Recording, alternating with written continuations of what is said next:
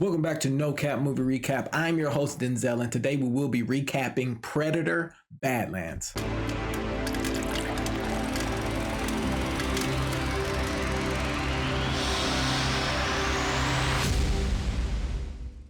Before we jump into this, I already understand. I already know. I've been gone for a minute. And truth be told, I really didn't know whether or not I was going to be doing these again. I just didn't have the inspiration, right? And so I've been waiting a while. And so I haven't been, how can I put it? I have went to go see movies, but I have not been excited to actually recap them. But with this one, I had to do my due diligence. And if you know me, you know I am a huge Predator fan. And so with this one, the Predator franchise has taken an ambitious step into creating an experience where we see the predator surrounded by predators, right? We haven't seen this before. I think this is a very interesting and risky step that the Predator franchise is taking. Deck is his name. It's a young predator who is transitioning from a boy to a man, to an alien, to a predator, whatever he is, right? Whatever he is. He's transitioning to be accepted into the clan. His older brother is trying to prepare him, but his older brother already understands and knows that he is pretty weak. And they have a ruthless father. And so, in an altercation between the brother, the father, and Dak, I'm sorry, I'm trying to say his name right. Dak, I don't know. It's weird. But the young predator has decided that the only way that he can salvage his name, be accepted into the clan, is going to the Death Planet and killing the unkillable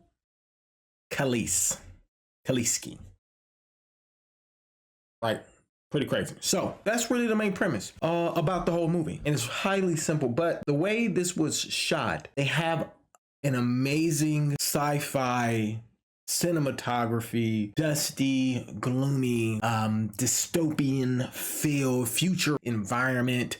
I loved the theme of natural selection, right? Whatever is the weakest or the smallest gets eaten by the bigger thing. They introduced that very subtly in the beginning, which I caught on to immediately, which I loved that whole premise. And that theme was kept throughout the whole movie. How can we show that the predator is not the apex predator, but he has to encounter natural selection when he goes to this Death Planet, is what they call it. And truth be told, they had to build the environment to ensure that we felt or we understood that the predator is not this supreme, or this young predator is not the supreme predator at this point on this planet. We see the predator, or Dak, and he doesn't have his cloak, and that's what he's trying to accomplish. He's trying to prove to everyone that I deserve my cloak. And so we see them without masks. We see them personified. We see relationships between the brother and the two brothers, and the relationship between the father and the brothers, right? And oh my God, when we meet the father, let me tell you, this is the coldest predator I had ever seen in my life.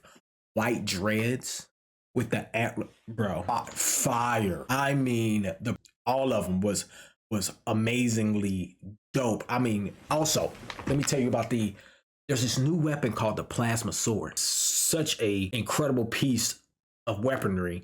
It has this red laser beam thing on the end of it, so it can literally slice through anything, but the handle allows it to bend so it can hit any angle that the predator sees fit. Such a dope weapon, and they utilize it very, very well. Like, they really highlight that weapon throughout the whole movie, which is such a solid thing to do, because in the other ones, you know, typically they highlight the gun on the shoulder, they'll highlight the two pronged whatever that thing is called. I don't know what all this weaponry is called, right? Or the bomb on the wrist, stuff like that. But this time it's about the plasma. And so we come to know every predator as we have experienced with the Predator franchise. We always have seen a soulless, advanced, perfect alien warrior.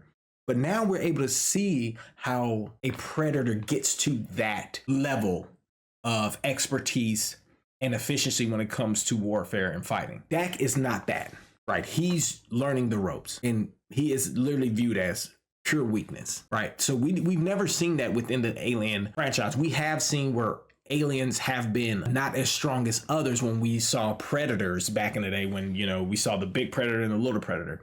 But even the little predator was still an elite war fighter. Dak, the young predator, is not that at all in the beginning. And so when he gets to this planet, let me explain this planet to you. I mean, the plants, the small animals, the large animals, the grass, even the grass is literally deadly. Every single aspect of this planet is deadly. And even the animals that operate on this planet use the environment to hunt and kill things that they are that they view as prey. They use certain plants that can paralyze, so they run or they allow those plants to like blow up or shoot out these darts, and then they wait for the plants to do their bidding, and then they go down and they take their prey and then they go back up. Right? It's highly intuitive, highly intelligent ecosystem that the Death Planet has cultivated. And this is where the young predator has to go and kill this unkillable beast or unkillable prey. He meets an android. They build a relationship. You start to find out what this android's all about. And then, as you know, the Wayland brand name always shows up. And so I'm going to leave it at that, but I'll tell you this much: that movie is a 9 out of 10. I may even come back and say it's a 10. They did such a great job with the experience of the Predator. It's so new, it's so refreshing.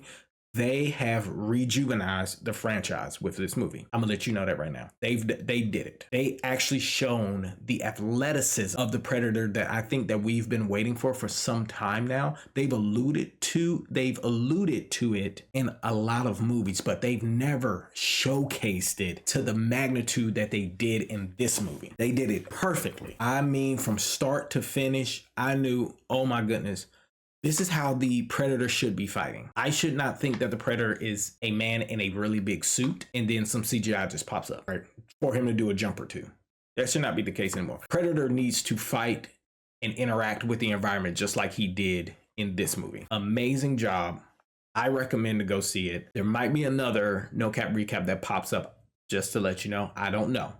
But right now, this is the one I said I had to do, and I had to let you know that this one, for me, such a great movie. And I'm going to buy it, and I'm going to watch it over and over again. So with that, that is my No Cap. Make sure that you like, subscribe, and comment. Hit that notification bell, even though it ain't been a lot to be notified about. But just be ready, because you don't know whenever I'm going to hit you back up, okay? Until next time, y'all be easy.